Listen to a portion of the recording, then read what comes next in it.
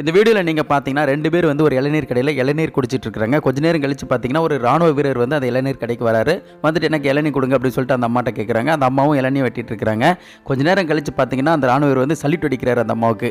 அந்த அம்மா பயந்துக்கிட்டே ஷாக் ஆகிட்டு அந்த ராணுவ வீரரை பார்க்கும்பொழுது அவர் தன்னுடைய நோஸ் மாஸ்க்கை கலட்டும் பொழுது அப்பொழுது தான் தெரியுது அது தன்னோட பையன் அப்படி சொல்லிட்டு.